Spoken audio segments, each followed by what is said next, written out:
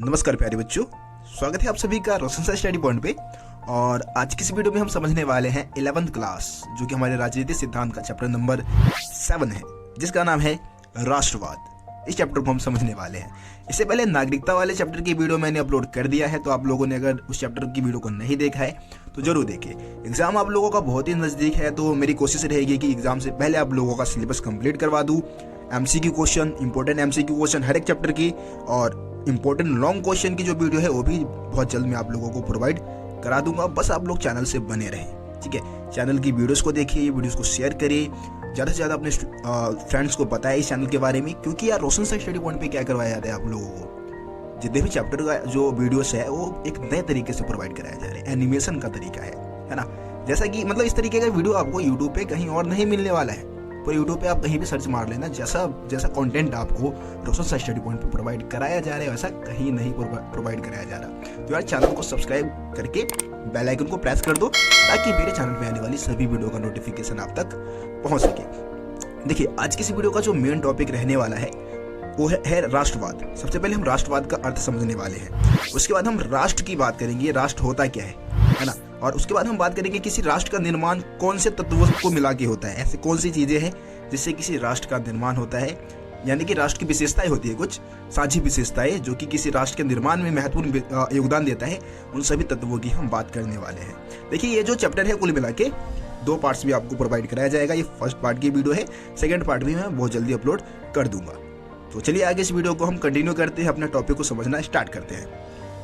सबसे पहले हम बात करते हैं राष्ट्रवाद की परिभाषा। ये राष्ट्रवाद होता क्या है, राष्ट्रवाद से हम क्या समझते हैं। तो भैया हम ना आम लोगों की परिभाषा बोलेंगे, जैसे कि हम सिंपल अर्थों में इसको हम समझ सकते हैं कि राष्ट्रवाद का मतलब होता है अपने राष्ट्र के प्रति प्रेम भावना दिखाना, अपने देश के प्रति प्रेम भावना दिखाना ही राष्ट्रवाद है ना। इसमें क्या करते हैं हम, राष्ट्रीय ध्वज है ना, अपने राष्ट्रीय गीत का सम्मान करते हैं, हम अपने लोगों, हमारे देश की आज़ादी के लिए जिन लोगों ने बलिदान दिया उनको हम याद करते हैं, यही राष्ट्रवाद है, ठीक है। जैसे कि हम देखते हैं दिल्ली में, आपको पता है कि गणतंत्र दिवस के दिन क्या होता है, परेड होता है ना। तो वहाँ पे हमारे पूरे देश का प्रतिनिधित्व देखने को मिलता है, देश की विविधताओं का प्रतिनिधित्व होता है, वहाँ पे हमारे देश की शक्ति का प्रदर्शन होता है। इससे क्या है, राष्ट्रवादी भावना को बढ़ावा मिलता है। जब हम अपना क्रिकेट मैच देख रहे होते हैं तो हम अपने टीम को सपोर्ट करते हैं, है ना, इंडियन टीम को हम सपोर्ट करते हैं। ये भी राष्ट्रवादी भावना को बढ़ावा दे रहा है, क्योंकि हम अपने देश से प्रेम करते हैं, है ना। तो ये राष्ट्रवादी भावना में क्या है कि हम अपने देश के प्रति प्रेम भावना दिखाते हैं, अपने राष्ट्रीय गीत, राष्ट्रीय ध्वज का सम्मान करते हैं, यही राष्ट्रवाद है। देखिए, राष्ट्रवाद की हम बात करें तो राष्ट्रवादी विचारधारा ने कई नए राष्ट्रों के उभरने में मदद किया है ना। इसके अलावा हमारे को गुलामी से, दास्ता से मुक्ति दिलाने में भी राष्ट्रवाद ने ही मदद किया, क्योंकि राष्ट्रवादी विचारधारा की वजह से ही हमने अंग्रेजों को भारत से मार भगाया, है ना। हमारे अंदर एक अलग सा जुनून पैदा करता है, लेकिन इसी के साथ इसने विरोध, दुश्मनी और युद्ध जैसी घटनाओं को भी बढ़ावा दिया। जैसे कि हम भारत और पाकिस्तान के विभाजन की बात कर लेते हैं, तो पाकिस्तान नामक नया देश बना, तो इसमें भी कहीं ना कहीं जो मुसलमान थे उनके लिए एक अलग राष्ट्र की डिमांड थी, है ना। तो वो एक अलग, मतलब राष्ट्रवादी विचारधारा के तहत ही तो भारत और पाकिस्तान का हम कह सकते भाई विभाजन हुआ, क्योंकि वो लोग जो थे वो अलग राष्ट्र चाहते थे।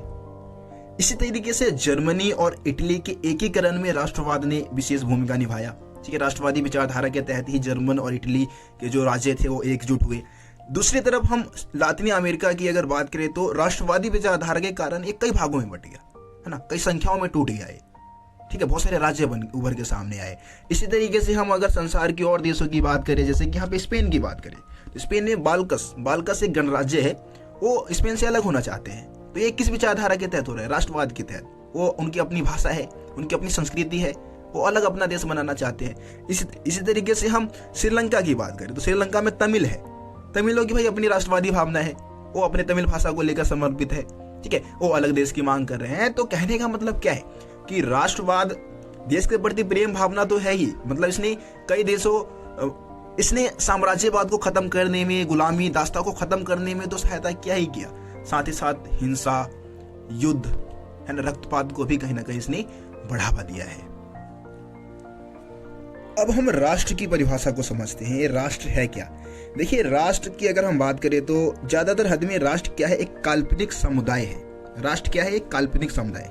जिसमें क्या है कि सदस्य सामूहिक विश्वास की वजह से, अपने सामूहिक इतिहास की वजह से, अपनी सामूहिक संस्कृति की वजह से एक सूत्र में बंधे होते हैं। जैसे कि हम भारत के एग्जाम्पल दे सकते हैं, है ना। भारत क्या है, एक राष्ट्र है, और अपना क्या है, हम लोग सामूहिक विश्वास की वजह से कि भाई हम सब भारत के नागरिक है, हमारे खुद की संस्कृति है ना, खुद की एक भाषा है ना, धर्म है, इसकी वजह से हम क्या है, एक सूत्र में बंधे हुए हैं। तो ज्यादातर क्या होता है कि राष्ट्रों का जो निर्माण है, राष्ट्र जो बनते हैं वो जाति, कुल, है ना, भाषा, धर्म की वजह से ही बनते हैं। जैसे कि हम भारत की बात करें तो भारत तो वैसे धर्मनिरपेक्ष देश है और भारत में अनेक प्रकार की भाषाएं बोली जाती है, लेकिन अगर हम देखें तो ज्यादातर लोग हिंदी भाषा बोलते हैं, है ना, और ज्यादातर लोग हिंदू धर्म को मानते हैं। तो ये राष्ट्र की क्या होती है, पहचान होती है। हर एक राष्ट्र की कुछ ना कुछ पहचान होती है। पाकिस्तान में हम बात करें तो वहाँ पे उर्दू भाषा का इस्तेमाल करते हैं लोग, है ना, और ज्यादातर इस्लाम धर्म को मानते हैं। इसी तरीके से हम यहूदियों की बात करें, देखिए यहूदी कहीं भी रहे, दुनिया के किसी भी कोने में रहे, फिलिस्तीन को अपना ही राष्ट्र मानते हैं, वो अपना देश मानते हैं, ठीक है। तो राष्ट्र क्या है, एक काल्पनिक समुदाय है जिसमें क्या होता है कि सभी लोग सामूहिक विश्वास की वजह से, सामूहिक इतिहास या अपनी सामूहिक संस्कृति की वजह से एकजुट रहते हैं, एकता के सूत्र में बंधे रहते हैं। बस इस तरीके से आप राष्ट्र की परिभाषा दे सकते हैं।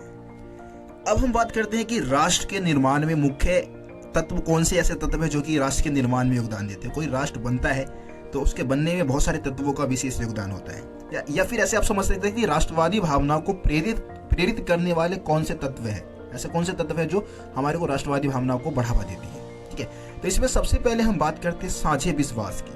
देखिए राष्ट्रवाद को बढ़ावा देने में या राष्ट्र को बनाने में क्या है, साझे विश्वास का बहुत ज्यादा योगदान होता है। साझे विश्वास का मतलब होता है कि एक देश के व्यक्ति, एक देश के नागरिक, एक राष्ट्र के नागरिक आपस में एक दूसरे के ऊपर विश्वास करते हैं, एक दूसरे के साथ है वो, है ना। ये बिल्कुल एक क्रिकेट टीम की तरह हम एग्जाम्पल ले लेते हैं। कोई भी टीम है तो उस टीम में क्या होता है, सभी खिलाड़ी एक साथ मिलके खेलते हैं, उनको एक दूसरे के ऊपर विश्वास होता है। अगर विश्वास नहीं होगा एक दूसरे के ऊपर तो क्या वो टीम कहलाएगा, वो टीम नहीं कहलाएगा, है ना। तो इसी तरीके से एक राष्ट्र जो बनता है वो साझे विश्वास की वजह से बनता है। हम एक दूसरे के ऊपर विश्वास करते हैं, हम सभी नागरिक एक दूसरे के ऊपर विश्वास करते हैं, है ना। हम मानते हैं कि हम सब एक साथ हैं। अगर कोई प्रॉब्लम आता है, कोई हमारे देश के ऊपर कोई प्रॉब्लम आता है तो हम सभी नागरिक एक साथ होते हैं उस समय, है ना। पहला पॉइंट ये हो गया। दूसरा, हम इतिहास की बात करते हैं। देखिए राष्ट्र बनने के लिए क्या होता है, साझा इतिहास होता है। हर एक देश का अपना साझा इतिहास है। जैसे कि मतलब हम अपने भारत की बात करें तो हम सभी नागरिक का क्या एक साझा इतिहास है ना, एक जैसा इतिहास है। हम अपनी प्राचीन सभ्यता पर, अपने प्राचीन जो भी चीजें हैं, है ना, प्राचीन इतिहास पर हम गौरव करते हैं। हम इस बात को मतलब मानते हैं कि भाई भारत भी एक सभ्य देश था। भारत भी आज से लगभग 4600 साल पहले, 5000 साल पहले ही सभ्य हो गया था। हम भी सभ्य थे। हमारा जो भी इतिहास है उस पर हम गौरव करते हैं ना, गर्व करते हैं। कहने का मतलब ये है सभी नागरिक का साझा इतिहास है, एक जैसा इतिहास है। अगर हम पूछेंगे कि भाई भारत में किस सभ्यता का विकास हुआ तो सभी यही बोलेंगे ना कि भारत में हड़प्पा सभ्यता का विकास हुआ। ऐसा थोड़ी नहीं बोलेंगे कि भारत में मेसोपोटामिया सभ्यता का विकास हुआ, हमारी जो सभ्यता है वो मेसोपोटामिया की सभ्यता है। ऐसा थोड़ी नहीं बोलेंगे। हम तो ये बोलेंगे कि भाई हम हड़प्पा सभ्यतावासी है ना, हमारे देश में हड़प्पा सभ्यता का विकास हुआ, क्योंकि हमारा साझा इतिहास है, एक जैसा इतिहास है हम सबका, है ना। उसके बाद बात करते हैं भू क्षेत्र। तो किसी विशेष भू क्षेत्र पर हम लंबे समय से रहते आ रहे हैं, है ना, साथ रहते आ रहे हैं, तो जाहिर सी बात है कि ये भी लोगों के बीच में राष्ट्र की भावना को प्रेरित करता है, राष्ट्रवाद की भावना को प्रेरित करता है, और इसी के तहत किसी राष्ट्र का निर्माण होता है। और यही कारण है कि हम लोग अपने भू क्षेत्र को मातृभूमि या पितृभूमि या गृह भूमि कह के पुकारते हैं। जैसे कि हम अगर यहूदियों की बात करें, मैंने यहूदियों का एग्जाम्पल दिया था, तो यहूदी कहीं भी रहे, दुनिया के कहीं भी रहे, लेकिन फिलिस्तीन को अपना गृह स्थल मानते हैं, अपना घर मानते हैं वो फिलिस्तीन को, ठीक है। तो भू क्षेत्र भी राष्ट्रवादी भावनाओं को बढ़ावा देता है। राष्ट्र के निर्माण में भू क्षेत्र का भी एक विशेष योगदान है। उसके बाद है साझे राजनीतिक आदर्श। अब देखिए कोई भी राष्ट्र बनता है, कोई भी देश बनता है तो साझे राजनीतिक आदर्श की वजह से बनता है ना। हम लोग ये निश्चित कर लेते हैं कि हमारा देश क्या होगा, एक लोकतांत्रिक देश होगा, एक धर्मनिरपेक्ष देश होगा, है ना, उदारवादी मूल्य के सिद्धांतों पे चलेगा। जो भी सिद्धांत है वो पहले से हम मतलब निश्चित कर लेते हैं, एक साझा अपना राजनीतिक आदर्श बना लेते हैं, और ये चीजें हम लोगों को आपस में क्या करती है, जोड़ने का काम करती है। तो साझा राजनीतिक आदर्श भी एक तत्व है। अब हम आखिरी पॉइंट बताते हैं, साझी संस्कृति। है ना। किसी भी राष्ट्र की अगर हम बात करें, जैसे हम भारत का एग्जाम्पल लें, तो हमारी क्या साझी संस्कृति है, रीति रिवाज है ना, क्रियाकलाप है, एक जैसे है, वेशभूषा है ना। ये भी राष्ट्र को जन्म देने में, राष्ट्रवादी भावना को बढ़ावा देने में विशेष योगदान देता है। लेकिन आपको पता है कि भारत में वैसे विविधता काफी ज्यादा है। भारत में अलग अलग संस्कृति, अलग अलग वेशभूषा और अलग अलग रीति रिवाज को मानने वाले लोग रहते हैं। हमारे संविधान के माध्यम से हम एकजुट रहते हैं। लेकिन अगर हम देखें तो कुछ बहुत सारे देश ऐसे हैं जो कि साझे रीति रिवाज, साहित्यिक परंपरा के कारण, वेशभूषा के कारण एकजुट हो सकते हैं। जैसे कि हम मध्य एशिया के जितने भी अरब राष्ट्र है, मतलब जितने भी देश है मध्य एशिया के, वो अरब राष्ट्र की भावना उत्पन्न हो रही है। उनमें एक अलग संयुक्त अरब राष्ट्र बनाया जाए, ठीक है ना। सारे देश एक साथ मिलकर अरब राष्ट्र का निर्माण करे, ऐसी भावनाएं भी वहां पे प्रेरित हो रही है, जो मतलब कहीं ना कहीं इस बात को दर्शाता है कि साझी संस्कृति भी राष्ट्रवाद को बढ़ावा देता है। तो ये कुल मिला के 5 ऐसे पॉइंट्स हैं जो कि राष्ट्रवादी भावना को प्रेरित करता है और किसी भी राष्ट्र के निर्माण में ये मुख्य तत्व माने जाते हैं, ठीक है। सो मैं उम्मीद करता हूँ कि ये 3 टॉपिक जो कि आज की इस वीडियो में मैंने आप लोगों को समझाया है, बारीकी से समझ में आ गया होगा। कोई समस्या, कोई भी प्रॉब्लम हो, कमेंट में आप मेरे को बता सकते हैं। कोशिश रहती है कि कमेंट को रीड करूँ और रिप्लाई भी करूँ। बहुत सारे कमेंट्स मैं नहीं पढ़ पाता हूँ क्योंकि बहुत सारे कमेंट्स आते हैं स्टूडेंट्स के, तो आप लोग कमेंट्स वैसे करें। अगर मेरा नजर जाएगा तो मैं जरूर कमेंट पढ़ूंगा और आप लोगों के कमेंट का रिप्लाई भी दूंगा, ठीक है। देखिए, नेक्स्ट पार्ट बहुत जल्दी अपलोड कर दूंगा क्योंकि एग्जाम बहुत ज़्यादा नज़दीक है। सिलेबस को जल्दी से कंप्लीट करवाना है। प्लस में MCQ सीरीज स्टार्ट होगा, लॉन्ग क्वेश्चन आंसर की सीरीज स्टार्ट होगा। चैनल से बने रहे, चैनल से जुड़े रहोगे, फायदा आपको बहुत ज़्यादा होने वाला है, ठीक है। वीडियो को शेयर जरूर कर देना। मिलते हैं आप लोगों से फिर अगली वीडियो में। तब तक के लिए जय हिंद, जय भारत, अपना ख्याल रखें।